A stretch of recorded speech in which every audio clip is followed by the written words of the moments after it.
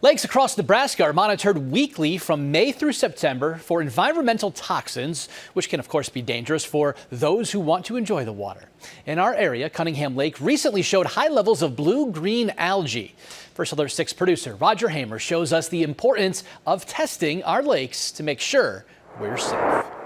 Robbie Heller and Connor Wayman are angling their boat into the water at Cunningham Lake. We're just going out fishing on the boat, yeah.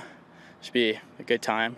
Connor was here a week earlier. He says the lake water looked a little different. The water was a little dirtier than it usually was. There was a bit of a film in the water, but it looked a little unusual, but I didn't mind it too much. But apparently it's not too good for you. Weekly testing showed high levels of cyanobacteria or blue-green algae. Posted signs warned visitors to avoid contact with the water.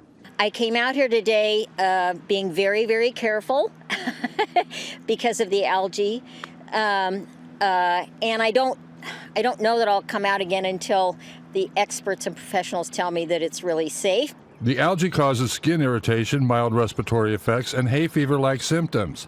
Ingesting it results in vomiting, diarrhea, fever, and headaches.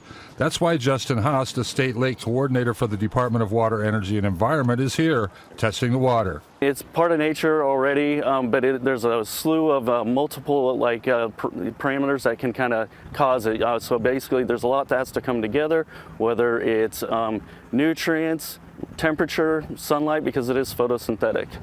Haas says testing here began in early May. It's been really low up until last week, where we had a bloom that tested over our reporting limit of our tests, so about 35 parts per billion.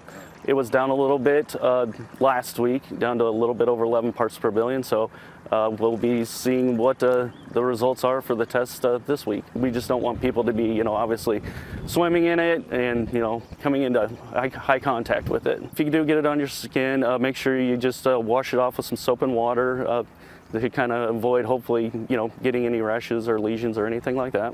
The algae grows rapidly in nutrient-rich water, especially containing phosphorus and nitrogen, warm temperatures, and calm sunny conditions. Reducing the algae to safe levels involves controlling those nutrients. That can be done through no-till farming, terracing farmland, accurate application of fertilizers, maintaining septic systems, and stormwater management.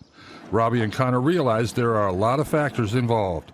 It's kind of tricky to keep the levels of everything maintained in a working ecosystem in them, especially with a lake like this that was drained and refilled just a couple years ago. So yeah, the weekly testing, it definitely helps out and lets them know what they need to do to it. At Cunningham Lake, I'm Roger Hamer, First Alert 6. Roger, thank you. Samples from 51 lakes across Nebraska are taken to the lab in Lincoln for testing. Justin Haas says results are released every Thursday.